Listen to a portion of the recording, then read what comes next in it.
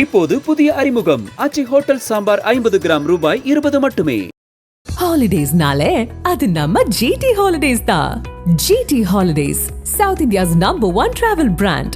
You know you are special when you're with GT Holidays.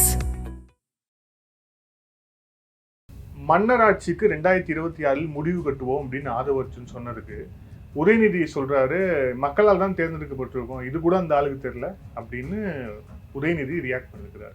Udhayanidhi சொல்றது புரிதல் இல்லாதது ஒன்று. ஆதவ் அர்ஜுன் பேசுனதுல குறிப்பாக இது ஒரு மன்னராட்சி தான் இங்கே நடக்கிறது அப்படின்றது அது யதார்த்தம். எல்லாருமே அதை தான் பேசிட்டு இருக்கிறாங்க.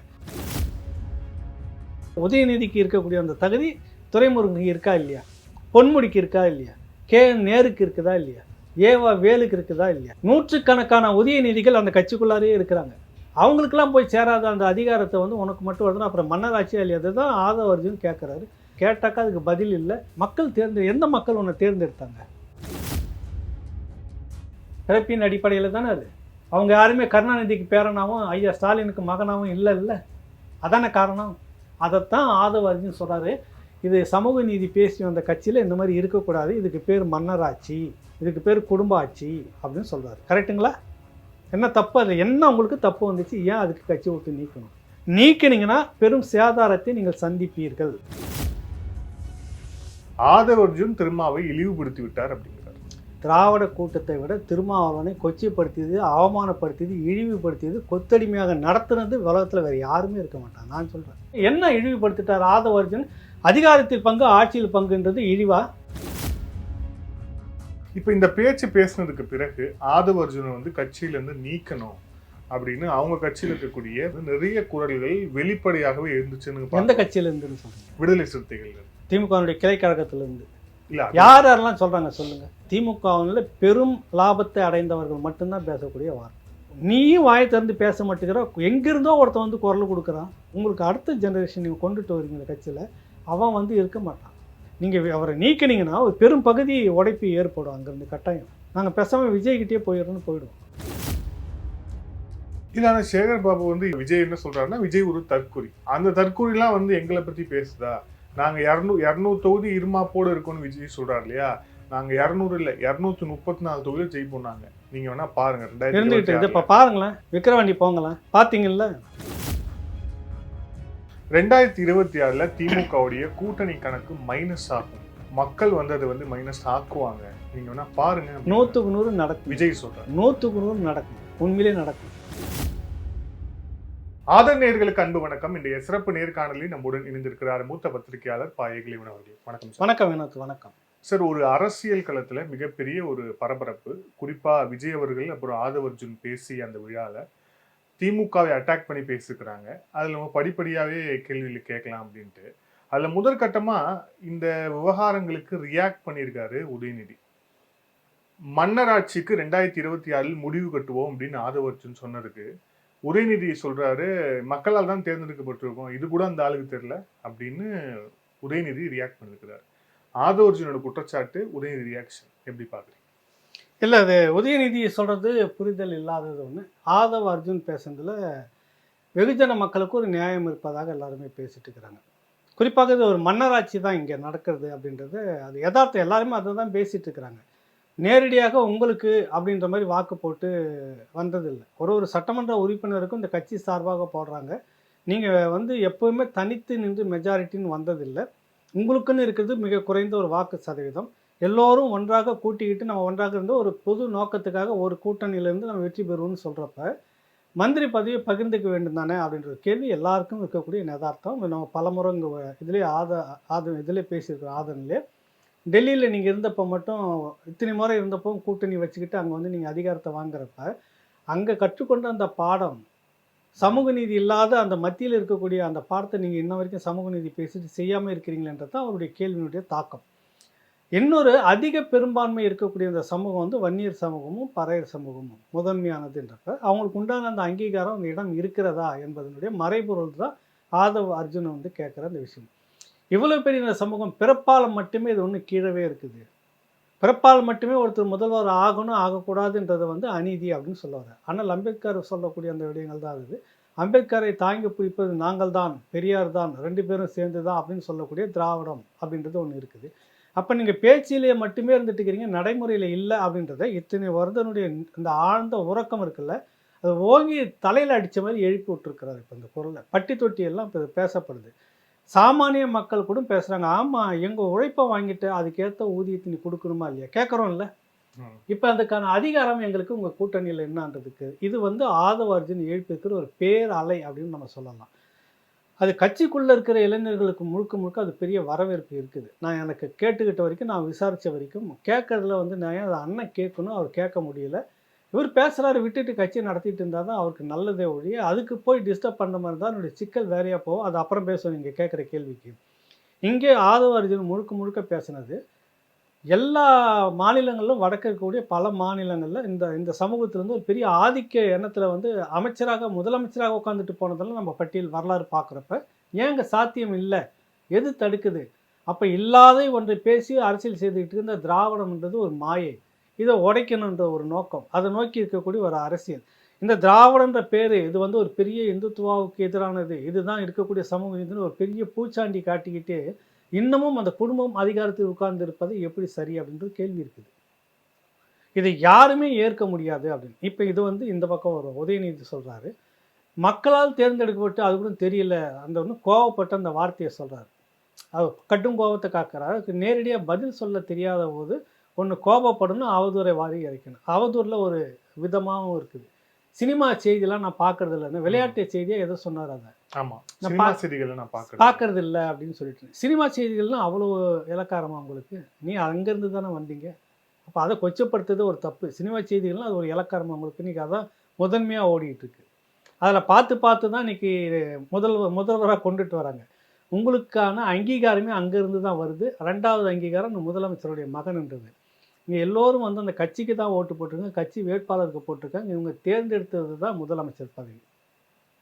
நேரடியாக முதலமைச்சருக்கு வாக்கு போட்டு தேர்ந்தெடுக்கிறாங்க, அது கூட தெரியல. முதல்வர் அவங்க கேட்குறது மன்னராட்சி இந்த குடும்பத்தில் தொடர்ச்சியாக இருக்குதுன்றதை அதை உடைக்கணும்னு சொல்கிறாங்க. அதை பற்றி என்னன்னு கேட்கும்போது இது வந்து மன்னராட்சி இல்லைங்க, நாங்கள் சமூக நீதி அடிப்படையில் நாங்கள் இருக்கிறோம், குடும்பம் எல்லாம் சேர்ந்து வந்து நாங்கள் எல்லாம் ஒரு குடும்பம் தான் சேர்ந்து வந்து இந்த மாதிரி பண்ணிகிட்ருக்குறோம், மக்கள் அவங்க தேர்ந்தெடுத்து தான் நான் வச்சுக்கிறேன், ஏதோ ஒன்று சொல்லலாம். அது கோவப்பட்டுட்டு அதுக்கு வார்த்தைகள் வேறு வார்த்தைகள் வருது, பதில் சொல்ல தெரியல. அது அதான் 4 ஆண்டுகளில் உங்களுக்கு எப்படி இந்த பதவி படிப்படியாக அவ்வளோ உச்சத்துக்கு வந்து, இதே உன் வயதில் உதயநிதிகள் நிறைய கட்சிகள் திமுகவிலேயே நிறைய உதயநிதிகள் இருக்கிறாங்க, கரெக்டாக? உங்கள் வயசில் அதிகாரத்துக்கு வந்து கட்சிக்குள்ளே வந்து உன்னோட சின்ன வயசில் நீங்கள் வந்து அந்தளவுக்கு கூட இல்லை. நீங்கள் வந்து அப்படியே போயிட்டு ஒரு மாதிரி ரவுண்ட் அடிச்சுட்டு சினிமா துறையில் போய் அப்படியே இருந்துட்டு 4 ஆண்டுகளுக்கு முன்னாடி வந்து, ஆனால் உங்களுக்கு முன்னாடி உன் வயதில் இருக்கக்கூடிய உதயநிதிகள் கட்சிக்காக செக்கு இழுத்துருக்குறாங்க, சொல்லணும்னா இழந்திருக்கிறாங்க, கொடி பிடிச்சிருக்காங்க, கோஷம் போட்டிருக்காங்க, பேரணியில் ஒன்று மற்றவங்கள அடிபட்டு சித்திரவதைப்பட்டிருக்காங்க, சிறையில் இருந்திருக்கிறாங்க. அவங்களுக்கெல்லாம் அது போய் சேரலையே அந்த அதிகாரம். எது காரணம்? அப்போ வருதா அந்த இடத்துல மன்னராட்சி? அது என்ன வாரிசு ஆட்சி? அது எந்த அந்த இடம் மன்னராட்சி இடமா? அது அவங்க அப்பா அவங்க தாத்தா சொன்னது வந்து சங்கர மடலில் இது ஒன்றும் அறிவாலயம், சங்கர மடத்துலேயே ஒருத்தர் ரத்த வழியிலே எடுக்கிறது இல்லை. சங்கராச்சாரியர்களை ஏகலைவன் ஒருத்தர் இருக்கிறாருன்னா அவருடைய வாரிசு எடுக்கிறது இல்லை. அதுக்கு மாறுபட்டு அதே சமூகத்தில் வேற ஒரு இடத்துல வேற ஒரு ஊரில் இருக்கக்கூடிய வினோத்தம் கொண்டு வந்து வைக்கிறாங்க. அதான் அங்கே இருக்குது. அதை விட மோசமாக இருக்க நீங்கள் உங்களுடைய பெரியார் மடம் பண்ணுறது என்ன? அப்போ நீங்கள் உங்களுக்கு யார் அந்த இடத்துல கொடுத்தாங்க? உன்னை விட மூத்த உன்னை விட 86 வயசு வரைக்கும் காத்துட்டு இருக்கிறாரு இன்னும் துரைமுருகன். அவருக்கு அந்த தகுதி இல்லையா? உதயநிதிக்கு இருக்கக்கூடிய அந்த தகுதி துரைமுருகனுக்கு இருக்கா இல்லையா? பொன்முடிக்கு இருக்கா இல்லையா? நேருக்கு இருக்குதா இல்லையா? வேலுக்கு இருக்குதா இல்லையா? சொல்லுங்கள், நீங்களே சொல்லுங்கள். 70 வயது தொட்டிருக்காங்க. அவங்களுக்கு ஒரு இருந்துட்டு போகட்டும், அந்த 3 வருஷம் 2 வருஷம் துணை முதலமைச்சராக இந்த இருந்துட்டு போகட்டும். என் சமூகம் ஒரு துணை முதலமைச்சர் பதவியில் இங்கே இருந்துட்டு நான் சமூகம் கொண்டாடட்டும். சாதியை ஒழிச்சிட்டிங்களா நீங்கள்? அந்த சாதிக்கான அங்கீகாரமாக இருந்துட்டு போகட்டுமேன்ற என்ன குறைஞ்சி போச்சு உங்களுக்கு? அதுக்குள்ளே ஏன் கொண்டு வந்து இவரை வந்து 4 வருஷத்தில் இவர் வந்து ஒரு பெரிய உச்சாணி பதவியில் வச்சு விட்டு கேட்டாக்கா அதுக்கு பதில் இல்லை. மக்கள் எந்த மக்கள் உன்னை தேர்ந்தெடுத்தாங்க?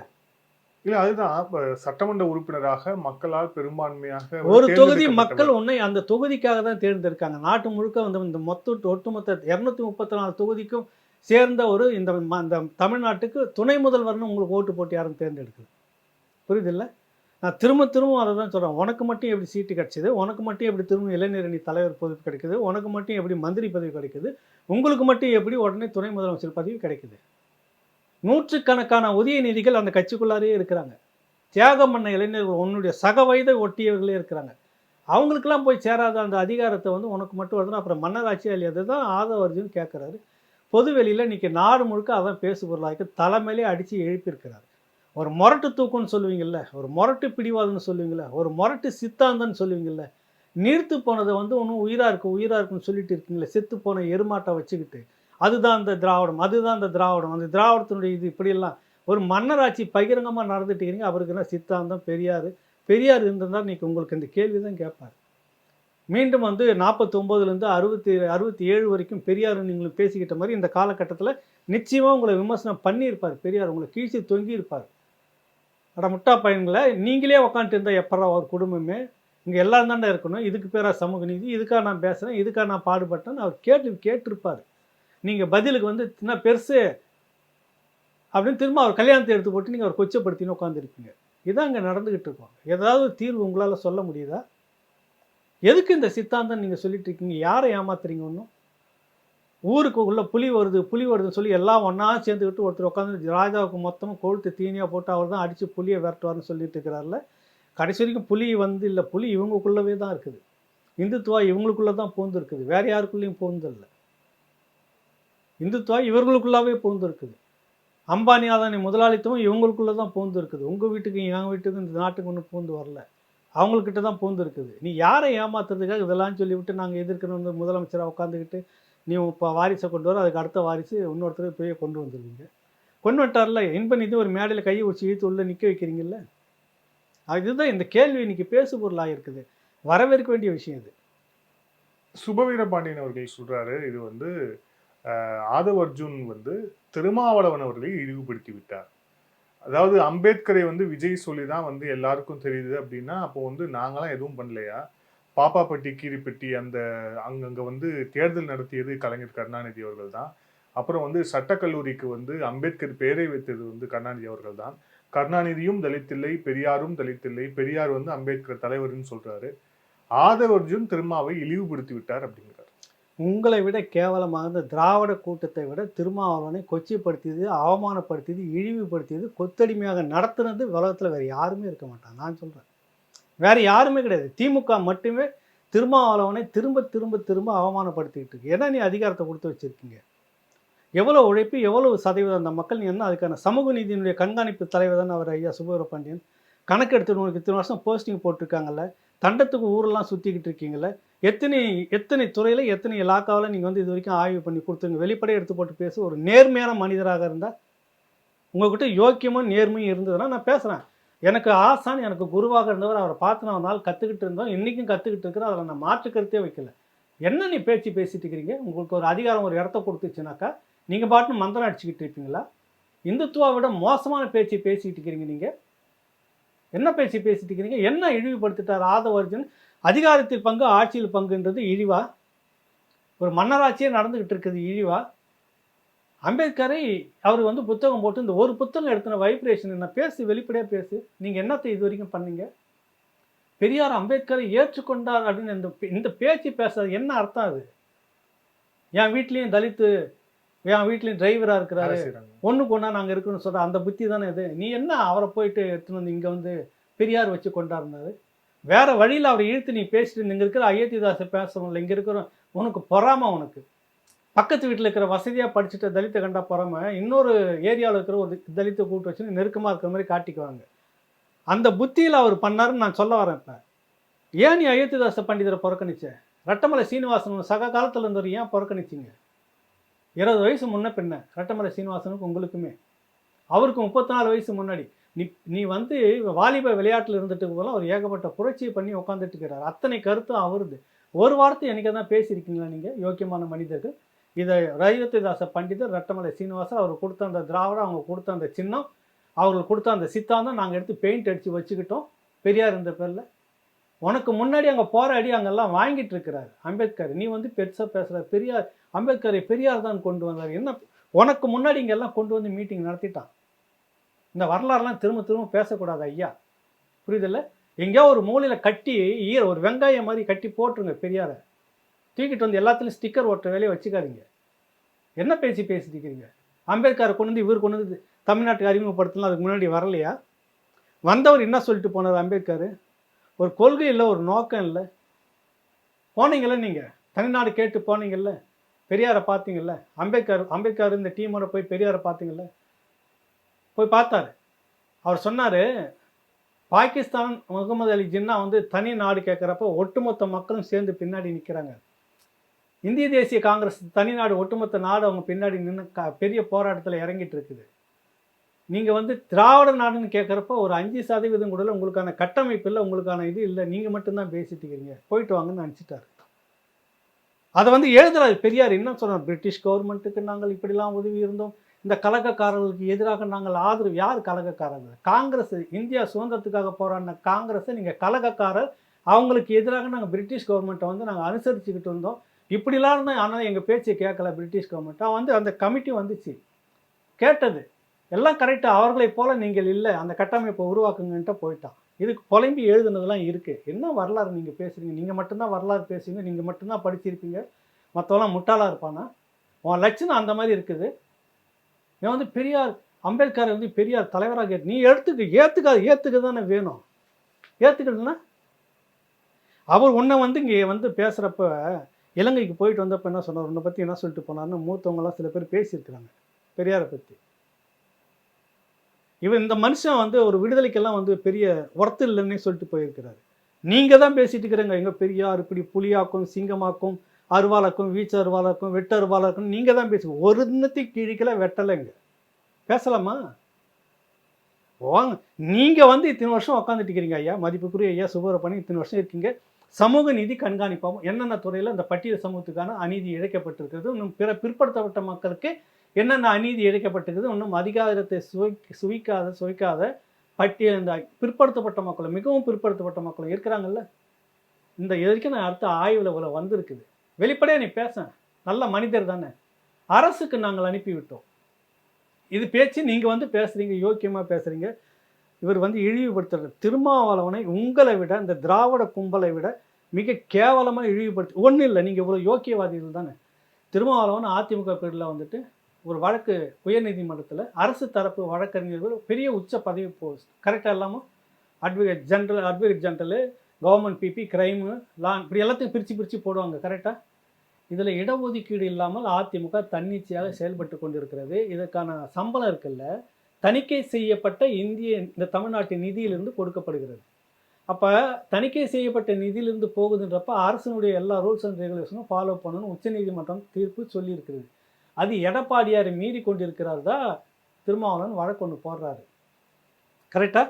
அப்போ உங்கள் கூட தான் இருக்கிறாரு எதிர்கட்சி. நீங்கள் விசில் அடித்து ஆஹா ஓஹோ சூப்பர்னு போட்டிங்க, அந்த வழக்கு நிலுவிலேயே இருக்குது. நீங்கள் வந்துட்டீங்க 2021. நீங்கள் புனிதர்கள் இல்லை, சமூக நீதி அப்படி கட்டி காக்கிறவர்கள். நீங்கள் என்ன பண்ணியிருக்கணும்? எப்பா நீங்கள் வந்து அதிமுக அரசு இவ்வளோ பெரிய அநீதி செய்திருச்சு, அதை திருமாவளவன் கேட்டீங்க. பெண்களுக்கும் சரி பாதி இடத்த கொடுக்கணும்னு அந்த போஸ்டிங்கெல்லாம் சொல்லி கேட்டிருக்கீங்க. நாங்கள் பெண்கள் பெரியார் பெண் உரிமை பற்றி பேசணும், அந்த வகைராவிலேருந்து நாங்கள் ஊறி எங்களை பட்டை போட்டு தீட்டி சாராயத்தில் வந்து ஊற வைக்கிறாங்களோ 6 மாதம் 3 மாதம் ஊற வைப்பாங்க, அந்த மாதிரி எங்களை திராவிடத்தை ஊற வச்ச கொள்கையிலேருந்து நாங்கள் வந்தோம். இந்த அப்போ நீ கேட்காம நாங்கள் கொடுக்குறோம், கேட்காதவே இடஒதுக்கீடு எல்லா சமூகத்தையும் பிரித்து கொடுக்குறோம். செய்திருக்கணுமா இல்லையா? அதை எதிர்த்து நீங்கள் மறு போடுறீங்க உள்ளார. இதில் இடஒதுக்கீடை பின்பற்ற முடியாது சொன்ன நீங்கள் யோக்கியவா? நீங்கள் இவ்வளோ கொச்சப்படுத்துறீங்க திருமாவளவனை, அந்த சமூகத்தை கொச்சப்படுத்துறீங்க, அந்த பட்டியல் சமூகத்தை ஒன்று கீழே அழுத்தி வச்சுட்டு இருக்கிறீங்க. நீங்கள் வந்து திருமாவளவனை வந்து ஆதவ அர்ஜுன் கொச்சப்படுத்திட்டாரு, நீங்கள் கொச்சப்படுத்தலை. வேங்க வயலில் தண்ணி தொட்டியில் மலம் கலந்ததுக்கு இன்ன வரைக்கும் கொச்சப்படுத்திட்டு இருக்கிறீங்களா சாமி? கண்டுபிடிச்சிங்களா? ஸ்காட்லாந்து யார்டு போலீஸுக்கு நிகரானது தானே அது. இல்லை, அதில் என்ன சொல்கிறாரு, நானே வேங்கை வயல் போனேன், சுபைரோ பாண்டியன் சொல்கிறாரு, நானே வேங்கை வயலுக்கு போனேன், அங்கே இருக்கக்கூடியவங்கெல்லாம் வந்து பேசினேன், மாவட்ட கலெக்டர்கிட்ட பேசினேன். அங்கே சிலருக்கு வந்து அங்கே என்ன உண்மையாக நடந்துன்னு சொல்கிறதுக்கு தயக்கம் இருக்குது. அதை தாண்டி தனிநபர் தலைமையில் ஒரு நீதிபதியை அமைச்சிட்டாங்க, அந்த விசாரணை போய்கொண்டே இருக்கிறது. அது வந்து ஒரு நாள் வந்து அதில் வந்து குற்றவாளிகள் பிடிபடுவார்கள்னு சொல்கிறார் அவர். இது ஒரு நல்ல மனிதர் சொல்லக்கூடிய பதிலா? நீங்கள் யாராவது ஒருத்தன் ஒரு கிராமத்தில் படிக்காத ஒரு மரத்தடி இருக்கிற ஒரு நாட்டாமை கிட்ட போய் விடுங்க, படிப்பறியில் வெறும் அனுபவம் இருக்கும், படிக்காத ஒரு மனிதர்கிட்ட. அவருக்கும் சுபவீர பாண்டியன் ஐயாவுக்கும் என்ன வித்தியாசம் சொல்லுங்கள்? மனிதாபிமானம் ஒரு இது இருக்குது. கமிஷன் போட்டேன், கமிஷன்றதே சீட்டிங், ஏமாற்று வேலை தாங்க. அது காலத்தை இழுத்துரு, தள்ளிட்டே போ, ஆறுன கஞ்சி ஆக்கிடு, சூடு இருக்கக்கூடாது, சொர்ணம் இருக்கக்கூடாது அப்படின்னு நீர்த்து போகணும். அதுக்கு பேர் தான் கமிஷன். யாருக்கிட்ட நீங்கள் கதை விட்றீங்க? நீங்கள் இந்த இது சொல்கிறீங்களே, இதுக்கே உங்களுக்கு வெக்கமா இல்லை? நீ வந்து பெரிய உலக புரட்சியெல்லாம் பேசிக்கிட்டு இருக்கிறீங்க. எனக்கு வேறு யாராவது சொன்னால் கூட பரவாயில்ல. அங்கேருந்து எங்கள் ஐயா, மதிப்புக்குரியவர் ஐயா சுபவீர பண்ணி எவ்வளோ படிப்பாளி, எவ்வளோ பெரிய சித்தாந்தத்தை நீங்கள் எடுத்துகிட்டு இருந்தீங்க. நீங்கள் வந்து இதை பேசுகிறீங்களே, ஒரு கமிஷன் போட்டு கமிஷன் விசாரணையை, குற்றவாளியை நீ வந்து கைது செய்யணுமா இல்லையா? அதுக்கு ஏன் நீ முதல்ல கமிஷன் போட்டு? அதுவே கையால் ஆகாத தனம் தானே. உங்களுடைய தோல்வியை ஒப்புக்கொள்கிறீங்கல்ல. உன்னுடைய லா அண்ட் போலீஸ் வந்து சரியாக வேலை செய்யலைன்னு அர்த்தம் இல்லை, துப்பு கட்டு போயிருக்குன்னு அர்த்தம் இல்லை. கைது பண்ண உடனே அந்த மக்களுக்கான தீர்வை கொடுத்துருக்கணுமா இல்லையா? நீ கமிஷன் போட்டு என்ன அதில் நீ கமிஷன் போடணும்? திருடுறான், வந்தால் கொள்ளை அடிக்கிறான், மோசடி பண்ணுறான், கமிஷன் போட்டு கண்டுபிடிச்சிட்டு இருப்பீங்களோ? பட்டியல் சமூகத்தினுடைய பிரச்சனை தான் உங்களுக்கு கமிஷன் வந்துடுமோ? மற்றதுக்கெல்லாம் லா அண்ட் ஆர்டர் பாய்ஞ்சு போகுமா உங்களுக்கு கைது பண்ணுறதுக்கெல்லாம்? ஏகலைவன் ஒன்று பேசிட்டாருன்னா வழக்கு போட்டு உடனே உள்ளே வந்ததுக்கு மட்டும் லா அண்ட் ஆர்டர் கமிஷன் போடுங்களேன். பேசுனது சரியாக தப்பான்னு சொல்லிட்டுங்க. பெரியாரை பற்றி பேசினார், இப்படி பற்றி பேசுகிறார், கமிஷன் போட்டு விசாரிங்க. ஒரு நீதிபதி கமிஷனை போட்டு அதுக்கு மட்டும் வழக்கு போடுறதுக்கு வருது உங்களுக்கு. உங்களை விமர்சனம் பண்ணால் வழக்கு போடுறீங்க, உள்ளே தூக்கி வைக்கிறீங்க. கமிஷனை போடுங்க. யார்கிட்ட ஒன்று நீங்கள் ஏமாற்றிட்டு இருப்பீங்க? எத்தனை காலம் ஏமாற்றிட்டு இருப்பீங்க? திரும்ப திரும்ப சொல்கிறேன், இந்த ஒடுக்கப்பட்ட மக்களையும் இந்த பிரதிநிதியாக இருக்கக்கூடிய திருமாவளவன் அவர்களையும் அதிக உச்சகட்டமாக கொச்சைப்படுத்தி கொண்டிருப்பது இவர். ஒன்றும் இல்லை, சுவீரபாண்டியன் ஐயா வந்து பெரியாரை ஏற்றுக்கொண்டவர் தானே. பெரியார் கடைசி வரைக்கும் அந்த மக்களுக்காக போராடம் தான் நீங்கள் சொல்லிட்டு இருக்கிறீங்கல்ல. இன்னைக்கு எனக்கு தெரிஞ்சு மதிப்புக்குரிய சுவீரபாண்டியன் அவர்களும் அந்த வகையறாக்களும் நான் சொல்கிறேன், எங்கேயாவது ஊர் தெருவில் போயிட்டு பெரியார் படிப்பகம், சாதி ஒழிப்பு நாடகம், சாதி ஒழிப்பு பிரச்சாரம் ஊர் தெருவில் இன்ன வரைக்கும் எங்கேயாவது கட்டமைப்பு செஞ்சுருக்கீங்களா? எவன் ஒடுக்கப்படுறானோ, எவன் தாழ்த்தப்பட்டுருக்கிறானோ, எவன் இன்னும் அனுபவிச்சுக்கிறானோ அங்கே போயிட்டு நீங்கள் பெரியாரை படிங்க. அது என்ன சொல்லிட போகிறவங்கள? அப்புறம் என்ன மோசடித்தனம் பண்ணிக்கிறீங்க, இந்த மக்களை ஏமாத்திட்டிருக்கிறீங்க. எவன் வந்து பழி வாங்கப்படுறானோ, எவன் அவமானப்படுத்தப்படுறானோ அவங்ககிட்ட போய் நீங்கள் பெரியாரை படிங்க. ஏன்னா அங்கே படித்து சொல்லிவிட்டு அங்கே திருந்த சொல்லுங்கப்பா, அந்த பக்கத்தில் பிரச்சாரம் பண்ணுங்க. அவன் திருந்தி கூட நல்லா இருக்கிறாங்க, நீங்கள் போய் கலகம் பண்ணி சாதி விஷயத்தை தூண்டி விட்டு சொல்லி ஒன்று அதானே பண்ணிட்டு இருக்கிறீங்க. எந்த சாதி கோவிச்சுக்குதுன்னு நீங்கள் போயிட்டு வர அக்யூஸ்ட் யாராக இருந்தாலும் அக்யூஸ்ட் தானேங்களே. கரெக்டுங்களா வினோத்? கைது பண்ணி உள்ளே வச்சிருக்கணுமா இல்லையா? அதை வந்து அந்த சமூகம் கோவிச்சுக்கும், இந்த சமூகம் நாளும் பார்க்க வேண்டியதுக்கு என்ன பேச்சு இது? அது நான் ஒரு விவாதத்தில் ஒரு சில மூத்த பத்திரிகையாளர்கள், நான் பேரே குறிப்பிடுறேன், நக்கீரனில் பத்திரிகையாளர் பிரகாஷ், அவர் வந்து ஒரு சேனலில் மாலை முரசு நேர்காணல் பேசும்போது என்ன சொல்கிறார் அப்படின்னா, அந்த குற்றவாளிகள் யாருன்னு இங்கே அரசாங்கத்துக்கு தெரியும், அந்த குற்றவாளிகள் சிறுவர்கள், அதனால வந்து அரசு நடவடிக்கை எடுக்கல அப்படிங்கிறார். இது வந்து இது வந்து ஏற்புடையதில் ஒரு நல்ல மனிதர் இப்படி பதில் சொல்லவே மாட்டான் முதல்ல, புரியுதில்ல? நண்பன் தான் அவன். ஏன் அந்த பதில் சரி? சிறுவர்கள்னால் சிறுவர்கள் நாட்டில் இது மாதிரி பண்ணிகிட்டே போனால் விட்டுருவாங்க. இந்த சிறுவர் வந்து நேராக அப்படியே வண்டி ஏறி வந்து சித்தரஞ்சன் சாலை இவங்க குடிக்கிற தொகுதியில் மனத்தை போட்டு போயிட்டாருன்னா விட்டுருவாங்களா? இந்த சிறுவர் வண்டி ஏறியே வந்து அவன் பிரகாஷ் வீட்டில் மலத்தொட்டில் வந்து போட்டு போனால் விட்டுட்டு வர. சிறுவர்கள் செய்து விட்டார், நாங்கள் ஒன்றும் பண்ண முடியாது. போலீஸ் சொன்னால் நீ ஒத்துக்குவியா? சிறுவர்கள் வந்து உன் வீட்டில் ஒன்று செய்கிறான், அதை அனுபவிச்சிருக்கீங்களா? போலீஸ் வந்து இல்லை சார் அவங்க சிறுவர்களாக இருக்காங்க, விட்டுருங்க சார். ஒத்துக்கிறீங்களா பிரகாஷ்?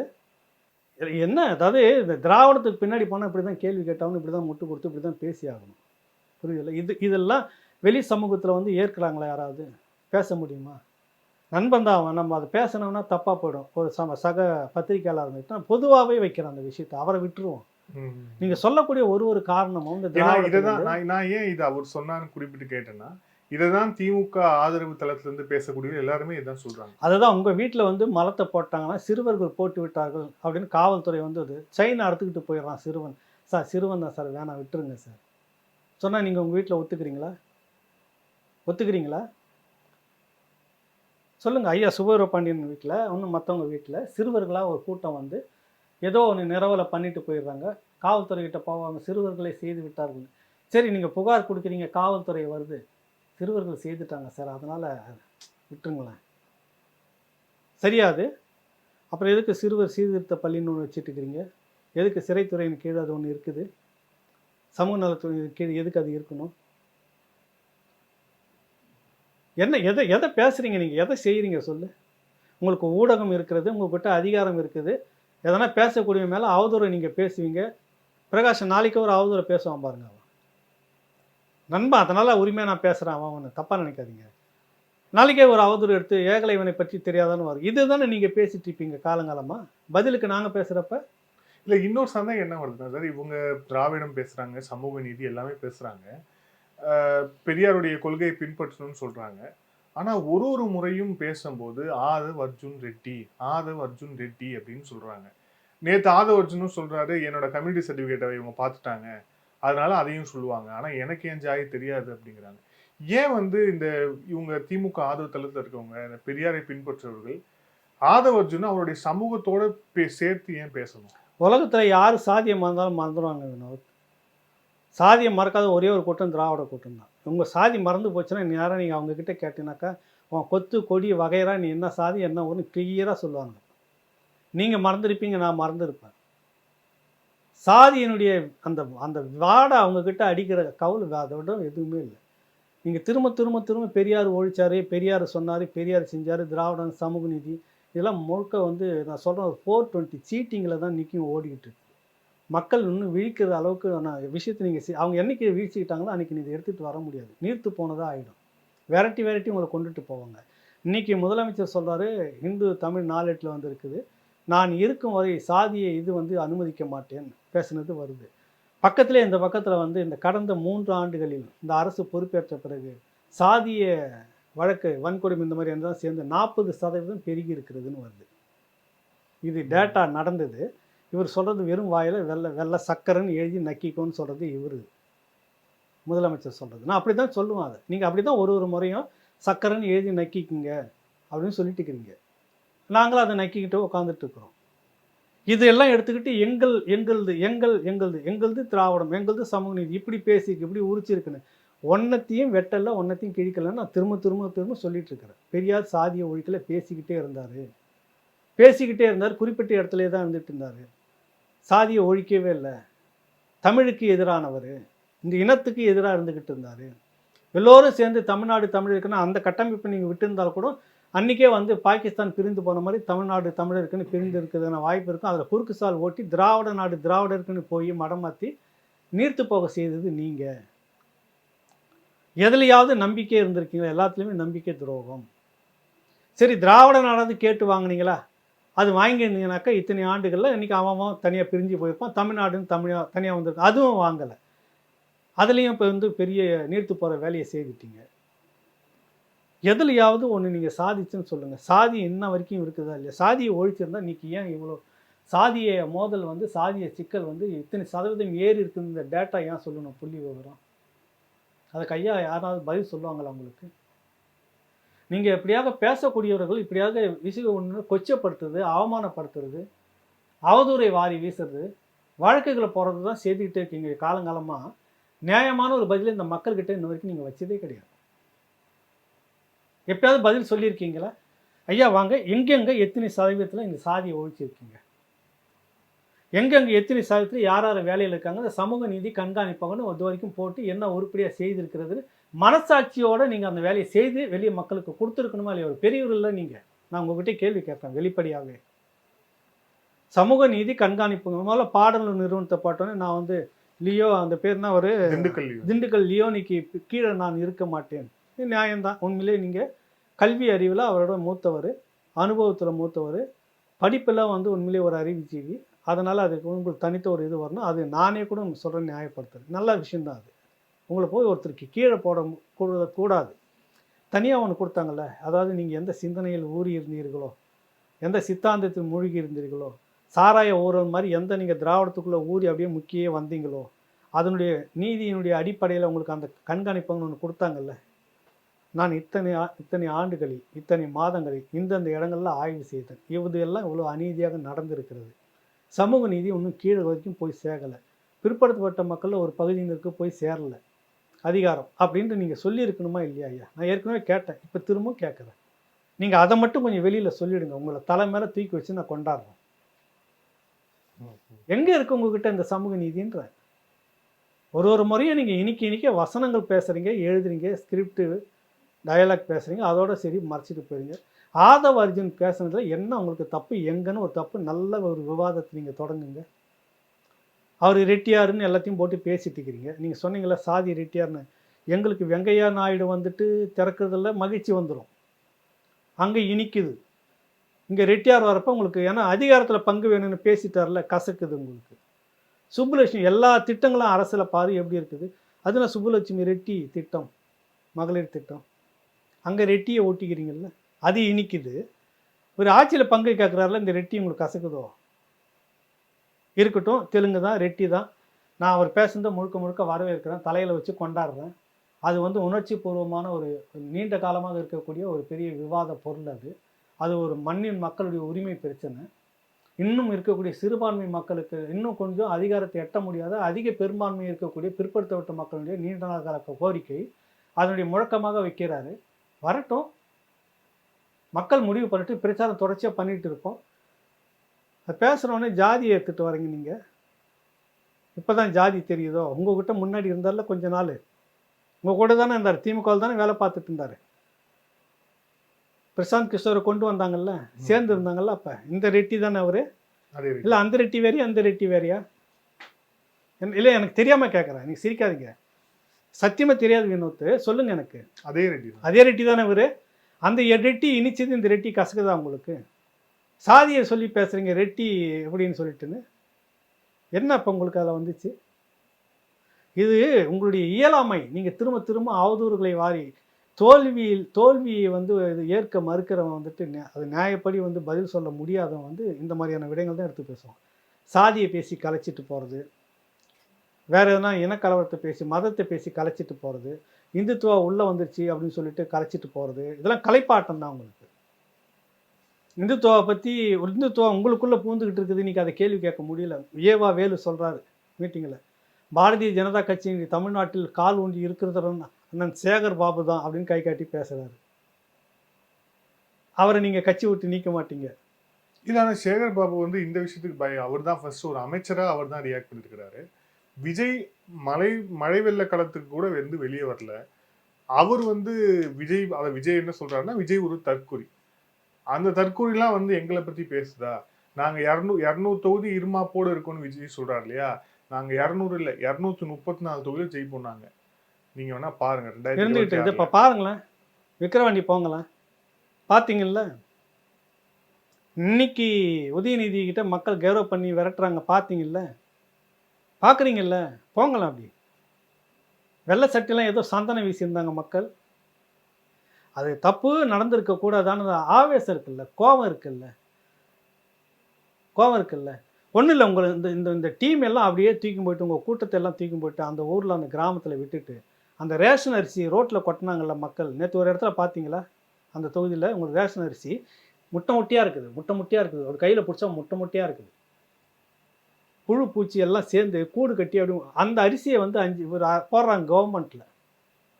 இதுக்கு எங்களுக்கு 6000 கோடியை 8000 கோடி ஒதுக்க வேண்டும், நாங்கள் வாங்கி மடியில் வச்சுக்கிட்டு ஓடி போயிடணும். நாங்கள் சென்ட்ரல் கவர்மெண்ட் மோடிக்கிட்ட எழுதுறாரு. இதுக்கா இந்த லட்சியத்தில் நீங்கள் நிவாரணம் கொடுத்துட்ருக்கீங்க? வருதா இல்லையாங்க கோபம்? என்ன நீ அந்த அரிசி நீ சாப்பிட, நீ சேகர் பாபு சாப்பிட்டோம், வேலு சாப்பிட்டோம், பொன்முடி சாப்பிட்டோம், ஒருவேளை சாப்பிட்டோம். ஒருவேளை நீங்கள் அந்த அரிசியை சாப்பிட்டு பாருங்களேன், சித்திர மாட்டீங்க. நல்லா இருக்கணும். வாந்தி பேதி வரும்ல, வராது. நீங்கள் நல்லா இருக்கணும். மக்கள் எப்படி வேணாலும் போகணும், நாங்கள் மட்டும் நல்லா இருந்துக்கிட்டோம். மக்கள் எந்த தண்ணி குடிச்சிட்டாரு எப்படி வேணாலும் போகட்டும். நடந்துச்சா இல்லையா? மழை தண்ணீர் கலந்து இந்த மாதிரி நடந்ததா இல்லையாங்க? கேட்டாக்கா இது வந்து இல்லை மீன் பிடிச்சதால வந்து சாப்பிட்டுக்கணும்னு காரணம் சொன்னீங்க. அப்புறம் இப்படி நடந்திருக்குன்னு சொல்கிறீங்க. தண்ணி சுத்தம் இல்லாமல் தண்ணியை குடித்து எத்தனை பேர் மரணம்? 2 பேர் மரணம்னு நினைக்கிறேன். 30 பேருக்கு மேலே மருத்துவமனையில்.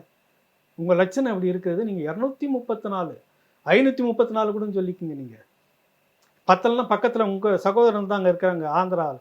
இன்னொரு சகோதரர் உங்கள் கனடாவில் இருக்க, நீங்கள் போய் ஜெயிக்க வச்சிங்கன்னா உங்களுடைய இன்னொரு பார்ட்னர் சகோதரர் அங்கேருந்து கடன் வாங்கிக்கோங்க. 234லாம் உங்களுக்கு பத்தாது, 534 வச்சுக்கோங்க. ஏப்பா நீங்கள் கொஞ்சம் கொடுங்க, நாங்கள் அத்தனையில் நாங்களே ஜெயிச்சிடுறோம். மக்கள் வந்து இன்னும் விழிக்கலன்னு நீங்கள் நினைக்கிறீங்க. கடைசி நேரத்தில் போய் காசை தூக்கி போட்டோம்னா மக்கள் பின்னாடி வருவாங்க. இப்போவும் காசை தான் எடுத்துகிட்டு போனீங்க. மக்கள் ஏன் விரட்டுறாங்க உங்களை?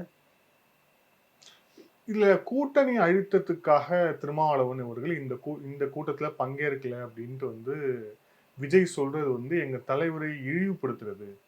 நேற்று வந்த கூத்தாடி எல்லாம் வந்து அவர் சொல்றத பேச்செல்லாம் கேட்டு நாங்க பதில் சொல்லணும்னு எந்த அவசியமும் இல்லை அப்படின்ட்டு விடுதலை சிறுத்தைகளுடைய துணை பொதுச் செயலாளர், இன்னொரு துணை பொதுச் செயலாளர் ஆளுநர் ஷானவாஸ் அவர்கள் சொல்றாரு. ஆளுநர் ஷானவாஸ் எப்போ வந்தாராம்? எப்போ வந்தார் கட்சி தூக்கி தாங்கி பிடிக்க? நேற்று வந்த கூத்தாடிகளோடு இல்லை நேற்று வந்த ஏதோ ஒரு ஆளுங்களோடு நாங்கள் கூட்டணிலாம் வைக்க மாட்டோன்னு மூப்பனார் சொல்லியிருந்தாருன்னா இன்றைக்கி வந்திருக்க முடியுமா அந்த கட்சின்னு அவருடைய தலைவரை கேட்டு சொல்லுங்கள் வர சகோதரரை. ஆளுநர் ஷானவாஸ் இருக்கிறார்ல, அவர் அவங்க தலைவர் இருக்கிறாரில்ல, கேட்டு சொல்லுங்கள்.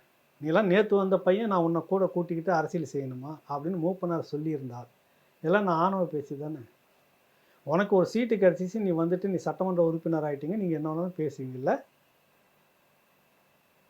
நீங்கள் அவர் வந்திருக்கிறாரு, அவருக்குன்னு ஒரு பெரிய கூட்டம் இருக்கிறது, அவர் கேட்குறாரு, அதுக்கு முடிஞ்சால் நீ பதில் சொல்லு, இல்லைன்னா விட்டுடு. அவர் அந்த என்ன விவாதம் இருக்குது, அவர் வெளியிடுற புத்தகத்தில் அவர் போய் கலந்துக்கிறதுல நீங்கள் இது வரைக்கும் போய் எங்கே யாருக்கும் நின்னது இல்லையா? ஒரு கையில் வந்துட்டு பகவத்கீதை, ஒரு கையில் அம்பேத்கர், எப்படி நாங்கள் ஏற்க முடியும்னு விளக்கம் நீங்கள் சொல்கிறீங்க. பகவத்கீதையை பள்ளி பாடமாக வைக்கணும்னு சொல்லிட்டு சொன்ன காங்கிரஸ் கூட நடைபயணம் போயிட்டு இருக்கிறீங்க, குறுக்கு நெடுக்குமா வந்துட்டு இருந்தீங்க. இந்தியா கூட்டணி நாங்கள் தான் கட்டமைக்கிறோம், நானும் ஒரு அங்கம்னு சொல்லிக்கிறீங்க. அந்த ராகுல் காந்தியை பார்த்து உன்னை நான் தோற்கடிக்காமல் விட மாட்டேன், நீ பகவத்கீதை எப்படி நீ வந்து பாடத்திட்டத்தில் வைக்கணும்னு சொன்ன நீ இது வரைக்கும் சொல்லியிருக்கீங்களா? ஷானவாஸ் அதை கேட்டிருக்கிறாரா? அதை இதெல்லாம் கேட்டோம்னா அவங்களுக்கு மனக்கசப்பாயிடும். ஏதோ இவங்களுக்கு மட்டும் உலக அரசியல்லாம் தெரியும், இவங்க மட்டும்தான் எல்லாம் பேசிட்டு இருப்பாங்க, மற்றெல்லாம் உட்காந்து முட்டாள் மாதிரி கேட்டுட்டு இருக்கணும், எங்களை எவனும் விமர்சனமே பண்ணக்கூடாது. சொல்ல காரணம் நீங்கள் என்ன காரணம், மறுத்த காரணம்னா பகவத்கீதையை ஒரு கையில் வச்சுக்கிட்டு அம்பேத்கர் புத்தகத்தையும் ஒரு கையில் வந்து வச்சுக்கிட்டு இருந்தால் எப்படி ஏற்புடையதுன்னு சொல்கிறீங்க, கரெக்டுங்களா? ஆனால் அதே பகவத்கீதையும் பள்ளி பாடத்தில் வைக்கணும்னு சொன்ன காங்கிரஸ் ராகுல் காந்தி கூட கை கோத்துன்னு போய் முன்னாடி நின்று முண்டி அடிச்சு போஸ்ட்லாம் கொடுக்குறீங்க, நடந்துச்சா இல்லையா? அப்போ வந்துட்டு ராகுல் காந்தி சொன்னது தவறு, காங்கிரஸ் இந்த முடிவில் வந்து பின்வாங்கணும், அப்போ தான் நாங்கள் ஆதரிப்போம், பிரச்சாரத்துக்கு போவோம். சொல்லி பார்ப்போம், எங்கன்னா சொல்லுங்கள். இங்கே பாய்ச்சல் இங்கே இருக்குது இல்லை. ஆளுநர் ஷானவாஸ் எத்தனை மாநாட்டுக்கு எவ்வளவு வண்டியாக அந்த மக்களை கூட்டின்னு வந்தார். நேற்று வந்த விஜய் அப்படி இருக்கட்டும், நேற்று அரசியலுக்கு வந்து நீ என்ன பண்ணீங்க அதை சொல்லுங்கள். நீங்கள் என்ன பண்ணீங்க, அந்த கட்சிக்கு என்ன நீங்கள் பண்ணீங்க?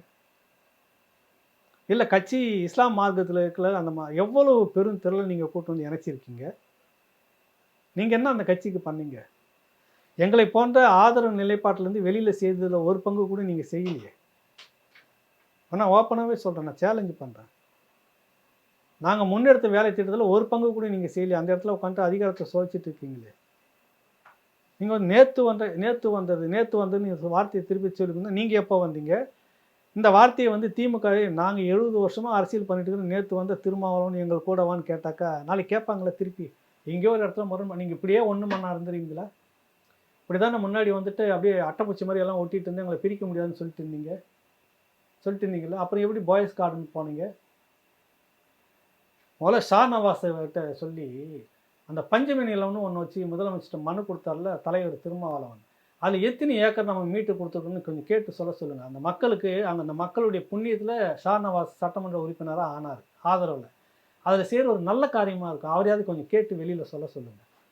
இல்லை இவங்கெல்லாம் பேசுகிறாங்கல்ல ஐயாக்கள், நம்ம சுவர பாண்டியெல்லாம் பேசுகிறாங்கல்ல, அந்த மூலப்பத்திரம் விஷயங்கள்லாம் இருக்குல்ல, பஞ்சமி நிலம் விஷயம்லாம் 12 ஏக்கரில் எத்தனை ஏக்கர் நாங்கள் இது வரைக்கும் மீட்டு கொடுத்துருக்குறோம், அந்த ஆய்வை எங்கெங்கெல்லாம் பண்ணியிருக்கிறார், அதையாவது சொல்லுங்கள் அவங்கள. ஐயா சுவர பாண்டியனும் ஷானவாஸ் இவங்க எல்லாருமே.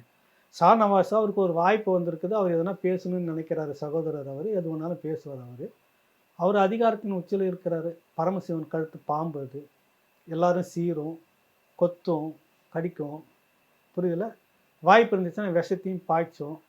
அது பரமசிவன் கழுத்து பாம்பு. இப்போ பரமசிவன் யாருன்னு கேட்டுறாதீங்க, அது எல்லாருக்கும் தெரியும். அதான் சொல்கிறேன், கேட்டுறாதீங்க நீங்கள். இப்போ இந்த பேச்சு பேசினதுக்கு பிறகு ஆதவ அர்ஜுனை வந்து கட்சியிலேருந்து நீக்கணும் அப்படின்னு அவங்க கட்சியில் இருக்கக்கூடிய வன்னியரசுலேருந்து ரவிக்குமார்லேருந்து ஆளுநர் ஷானவாஸ்லேருந்து நிறைய குரல்கள் வெளிப்படையாகவே இருந்துச்சுன்னு. எந்த கட்சியிலேருந்துன்னு சொல்கிறீங்க? விடுதலை சிறுத்தைகள், திமுகவுடைய கிளை கழகத்திலேருந்து. இல்லை விடுதலை சிறுத்தைகள் அதாங்க திமுக கிளை கழகம்னு இருக்குதுங்க அங்கே. இல்லை யாரெல்லாம் சொல்கிறாங்க சொல்லுங்கள். திமுகவுக்கு அணுக்கமாக திமுகவில் பெரும் லாபத்தை அடைந்தவர்கள் மட்டும்தான் பேசக்கூடிய வார்த்தை. ஏதோ ஒரு வகையில் நான் சொல்கிறது தப்பாக இல்லை. என்ன அவர் கேட்டுறது, இது உங்களுடைய முழக்கம், காலங்காலமாக இருந்துட்டு இருக்கிற முழக்கம் வீறு கொண்டு வந்திருக்கிறது. இதை இந்த விஷயத்தை வந்து நீங்கள் கண்டு காணாமல் போகிறது தான் உங்களுக்கு சரியே ஒழிய, அதுக்காக வேண்டி நீ அவரை நீக்கிறன்ற ஒரு முடிவுக்கு வந்தாலும் உன் கட்சியில் இருக்கக்கூடிய அடுத்த ஜென்ரேஷனுக்குள்ள அது சோர்வாயிடும். நீயும் வாயை திறந்து பேச மாட்டேங்கிற, எங்கிருந்தோ ஒருத்தன் வந்து குரல் கொடுக்குறான். கர்ணன்ற படத்தில் வர மாதிரி எங்கிருந்தோ வந்தான் இடைச்சாதி என்றான், அந்த மாதிரி வந்தார் அவர் குரல் கொடுக்க, அதையும் நீ வந்து காயடிச்சு அனுப்புகிறேன்னா காலம் முழுக்க பண்ணையுமே பார்க்குறது எங்களுக்கு வேலையான உங்களுக்கு அடுத்த ஜெனரேஷன் நீங்கள் கொண்டுட்டு வரீங்க இந்த கட்சியில், அவன் வந்து இருக்க மாட்டான். நாங்கள் பேசாமல் விஜய்கிட்டே போயிடுறோன்னு போயிடுவோம்.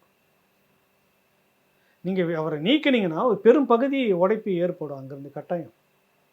அதால் வீழ்ந்துடும் அந்த கட்சி அப்படின்னு நான் சொல்ல வரல, பலகீனமாகும். நான் எப்பவும் சொல்கிறேன், எந்த கட்சியிலேருந்து யார் விலைக்கு போனாலும் அது சரிஞ்சிடும் அப்படின்னு நான் சொல்ல வரல. அந்த சேதாரத்தை சந்திக்கும். இந்த சூழ்நிலையில் இவங்ககிட்ட வந்து அதிக சேதாரம் சந்திக்கும். ஏன்னு கேட்டால் இவங்க ஆளும் தரப்பில் சில அனுகூலத்தோடு இருக்கிற இடமாக இன்றைக்கி இருக்குது விடுதலை சிறுத்தைகள். அதுலேருந்து ஒரு உடைப்பு ஏற்பட்டதுன்னா ஒரு பெரிய சேதாரமாக மாறும்னு நான் சொல்கிறேன். கரெக்டுங்களா? நடக்கும். நீங்கள் வந்து என்னத்துக்கு நடவடிக்கை எடுக்கணும் சொல்லுங்கள். இல்லை, அவர் வந்து கூட்டணிக்கு குந்தகம் விளைக்கும். என்னது என்ன கூட்டணி, என்ன குந்தகம் வந்துருச்சு? மன்னர் ஆட்சின்னு சொல்லிட்டு ஒரே மன்னராட்சியா இல்லையா? அது ரெட் ஜெயின் சம்பந்தமா வந்து எல்லா நடந்துட்டு இருக்குதா இல்லையா? உலகத்துக்கே பேசுது, உலகமே பேசுது. நீங்க பேச மாட்டீங்க, பேசுறவங்க பேசிட்டோம். திரைப்படத்துறையில வந்துட்டு நடந்திருக்குதா இல்லையா? போய் விசாரணை நடத்துங்க. நீங்க ஆட்சிக்கு வரும்போதெல்லாம் சினிமா துறை இந்த மாதிரி கழுத்து நெரிச்சிக்கிறாங்களே ஏன்? நீங்க மட்டும் உங்க படம் வந்தாதான் தியேட்டர் ஓடுது, இல்லைன்னா இல்லை அது ஃபெயிலியர் ஆகிடுது, அது பின்னுக்கு போயிடுது. ஏன் நடக்குது? கேட்டுட்டு இருக்கிறாங்களே, அது வெளிப்படையாக பேசுறாரு. உங்களால் பேச முடியல, நீங்கள் உட்காந்துக்குங்க, பேசுகிறவங்க பேசிட்டோம். பிறப்பின் அடிப்படையில் ஒரு முதலமைச்சர் இங்கு தேர்வாக கூடாதுன்னு சொல்றதும் ஒரே தான் சொல்றாரு. ஆமான்றேன். பிறப்பின் அடிப்படையில் திருமாவளவன் இப்படி இருக்கிறதும் கூடாது. பிறப்பின் அடிப்படையில் இன்னார் குடும்பத்தில் பிறந்துட்டார், இன்னாருக்கு பிறந்துட்டாருன்னு உதயநிதி முதலமைச்சராக வந்துடவும் கூடாதுன்றது தான் சொல்ல வர்றாரு. புரியுதா அப்போ உங்களுக்கு? நான் விளக்கமாக சொல்லிட்டேன்னா, பிறப்பின் அடிப்படையில் திருமாவளவன்களாம் முதலமைச்சராக வரவே முடியாது, வரவும் கூடாதுன்னு சொல்கிறதும் இருக்குது இதுக்குள்ளார. கூடாதுன்றார் ஆதவ அர்ஜுன். அதே பிறப்பின் அடிப்படையில் இன்னாருக்கு பேரனாகவும் இன்னாருக்கு மகனாகவும் பிறந்திருந்தாலும் அவருக்கு துணை முதல்வர், அடுத்தது முதல்வர், ஷார்ட் பீரியடில் மந்திரி, அப்புறமா துணை முதலமைச்சர், உடனே முதலமைச்சர். அந்த கூடாது பிறப்பின் அடிப்படையில். அதான் சரிதானே? அந்த பிறப்பின் அடிப்படையில் இது வேணும் இது வேணாம்னு நீங்கள் முடிவு பண்ணுறீங்களா? துரைமுருகனுக்கு அந்த முடிவு எடுங்க, பொன்முடிக்கு எடுங்க, நான் சொன்ன மாதிரி நேருக்கு எடுங்க, இன்னும் மற்ற சீனியர் அமைச்சர் இருக்காங்க எடுங்க. அவங்களுக்கு ஏன் அவங்களுக்கெல்லாம் போக மாட்டிருக்குது? பிறப்பின் அடிப்படையில் தானே அது. அவங்க யாருமே கருணாநிதிக்கு பேரனாகவும் ஐயா ஸ்டாலினுக்கு மகனாகவும் இல்லை. அதான காரணம். அதைத்தான் ஆதவ அர்ஜுன் சொல்கிறாரு, இது சமூக நீதி பேசி வந்த கட்சியில் இந்த மாதிரி இருக்கக்கூடாது, இதுக்கு பேர் மன்னராட்சி, இதுக்கு பேர் குடும்ப ஆட்சி அப்படின்னு சொல்கிறாரு. கரெக்டுங்களா? என்ன தப்பு? அது என்ன உங்களுக்கு தப்பு வந்துச்சு? ஏன் அதுக்கு கட்சி விட்டு நீக்கணும்? நீக்கினீங்கன்னா பெரும் சேதாரத்தை நீங்கள் சந்திப்பீர்கள். நான் சொல்கிறேன், உங்கள் கட்சியில் இருக்கக்கூடிய ஒரு பெரிய இளைஞர் பட்டாலும் சேர்ந்து நேராக ஆதவ அர்ஜுனோடவே இல்லை நேராக அந்த பக்கமே போய் சேர்ந்துடும். அது பிற்பாடும் விசிகாருக்கும் நீங்கள் தலைவர்களாக இருப்பேன், நான் இல்லைன்னு சொல்ல வரல. அந்த இள தலைமுறை நீங்கள் வந்துட்டீங்க, 4 நூற்றாண்டுக்கு மேலே ஆயிடுச்சு, 30 வருஷம் கடந்துருச்சு. ஒரு இம்மியை கூட நீங்கள் ஒரு பெரிய அதிகாரத்தை மீட்டதா தெரியல. எப்போ மீட்க போகிறீங்க? குறைஞ்சபட்சம் அதிகாரத்தில் பங்குன்னு கொடுன்னு கேட்கறது கூட உங்களுக்கு உரிமை இல்லை. நாங்கள் கேட்டுக்கொண்டே இருப்போம்னா, நாங்கள் உனக்கு பின்னாடி வந்துட்டு என் தலைமுறையும் கேட்கணும், எனக்கு அடுத்த தலைமுறையும் கேட்கணும்னா அப்புறம் எதுக்கு இந்த விடுதலை இயக்கம்? எதுக்கு இந்த இயக்கம்? என் அப்பா இருந்த மாதிரி நானும் இருந்துட்டு போயிடுறேன், என் தாத்தா இருந்த மாதிரி நானும் இருந்துட்டு போயிடுறேன், ஒன்று இருந்துட்டு போயிருப்பான்னு இல்லை. அப்புறம் எதுக்கு திமிரி அடி, திருப்பி அடி, கர்ணம் போடு, கவுந்தரிச்சி படுத்து, எதுக்கு இந்த வசனம் பேசிட்டு இருக்கிறீங்க? யாரை பேசி ஏமாத்திட்டு இருக்கிறீங்க நீங்கள்? அதான் என் தாத்தனும் செஞ்சேன், எங்கள் அப்பனும் செஞ்சேன், நானும் செய்யணுமா? அந்த தலைமுறைக்கு வருது இல்லையா? ஒடுக்கப்பட்ட பட்டியலான மக்கள் மத்தியில் அந்த இதில் இருந்து ஒரு விடுதலை வேணும்னு தான் நீங்கள் வந்தீங்க. சொல்லுங்கள். தொடக்க காலத்தில் வந்து தேர்தல் பாதை, திருடல் பாதை, புரட்சியின் மூலமே இதெல்லாம் கட்டமைக்க முடியும் தானே வந்தீங்க. எங்கே கட்டமைச்சிங்க? ஆயிடுச்சு, 4 நூற்றாண்டுக்கு மேலே போயிடுச்சு. இப்போ இன்னும் இந்த முழக்கத்தை நாங்கள் கேட்டுக்கொண்டிருக்கிறோம், கேட்போம் நாளைக்கும் அப்படின்னு சொல்லிட்டு நீங்கள் போயிடுவீங்க. இந்த தலைமுறை அதே பழக்கப்பட்ட செக்கு மாடு ஆயிடுச்சுன்னு என்ன ஆகும்? அறிவாலயத்தையே சுற்றிக்கிட்டு இருக்கும். அது வேணாம், இதோட வெட்டி விட்டுட்டு அடுத்த தலைமுறை மாடுகள் இருக்குல்ல, அது வந்து சுதந்திரமாக திரிஞ்சு மேய்ஞ்சி அதுவே அதை தேடி அதுவே தன்னை வளர்த்துக்கிற மாதிரி வரட்டுன்றதுக்கு தான் இந்த மாதிரியான குரல் வேணும்னு நம்ம கேட்குறோம். நீங்கள் மறந்துட்டீங்க, நீங்கள் வந்து செக்கு மாடாக போயிட்டீங்க. பழக்கப்பட்டு பூட்டி விட்டோன்னே காலையில் அது வான்னு சுற்றிக்கிட்டே இருக்கும். ஏன் சுற்றுறோம், எதுக்கு சுற்றுறோன்னே தெரியாது. இது அப்படி கூடாது அப்படின்னு பேசுறது தான் அந்த புரட்சி குரலாக உள்ளே வருது. அதிகாரத்தில் பங்கு, ஆட்சியில் பங்கு பிரித்து கொடுன்றதில் அதுக்கு நீங்கள் வந்து இந்த குரலுக்காக வேண்டி மன்னராட்சின்னு சொன்னதுக்காக வேண்டி அவர் கட்சியில் விட்டு நிற்கணும்னா அப்புறம் நீங்கள் வந்து கொத்தடிமையாகவே இருக்க போகிறோன்னு எழுதி கொடுக்குறீங்களா? அதான அர்த்தம். 2026 திமுகவுடைய கூட்டணி கணக்கு மைனஸ் ஆகும், மக்கள் வந்து அதை வந்து மைனஸ் ஆக்குவாங்க, நீங்க வேணா பாருங்க. 100க்கு 100 நடக்கும். விஜய் சொல்றாரு 100க்கு 100 நடக்கும், உண்மையிலே நடக்கும். குரல் வந்து பெரிய ஸ்பிரிட் ஆகும் உங்களுக்கு இந்த முறை. முன்ன அது வந்து ஒரு பெரிய நடிகர், பெரிய ஒரு இதில் வந்து மக்கள் தளத்தில் வந்து இருக்கிறவர், எதிர்பார்க்கப்படுற இடத்துல இருக்கிறாரு. அந்த குரல் பெரிய வீச்சில் போய் சேரும் மக்கள்கிட்ட. ஒரு ஒரு 50 இடத்துல இந்த வார்த்தையில் திரும்ப திரும்ப பேசினா மக்கள் யோசிக்க ஆரம்பிப்பாங்க. ஆமாம், தாத்தா அப்பம் புள்ள இவங்களே தான் முதலமைச்சரான்ற கேள்வி வந்துருமா இல்லையா? இன்னொரு பக்கம் நாம் தமிழர் கட்சி சீமான் ஏற்கனவே இறங்கி எல்லாம் வேலை செய்து வச்சு இருக்குது. இப்போ கூடுதலாக இன்னொரு கூடுதல் பலமான ஒரு குரலும் வெளியே வருது. வீழ்ச்சி வருமா வராதா? சரிவு வருமா வராதா? நீங்களே சொல்லுங்கள். வரும் தானே? அதனால் உங்களுக்கு அந்த கனவு, நாங்களே நிரந்தரம்ன்ற ஒரு கனவு எதுவும் நிரந்தரம் இல்லை அப்படின்னு நான் சொல்ல வரேன். மக்கள் மட்டுமே நிரந்தரமானவர்கள், மக்கள் மட்டுமே முடிவு எடுக்கக்கூடியவர்கள். காசுக்கும் பணத்துக்கும் தான் மக்களை அப்படின்னு நீங்கள் கொச்சப்படுத்தி வச்சுட்டு இருக்கிறது ஒரு காலம் வரைக்கும் இருக்கும். ஒரு காலத்தில் வந்து அதுக்கும் ஒரு விடியல் வந்துடும். உண்மையிலேயே அப்படி ஒரு விடியல் ஏற்கனவே உங்களுக்கு 10 மாதம் வந்துருந்தது.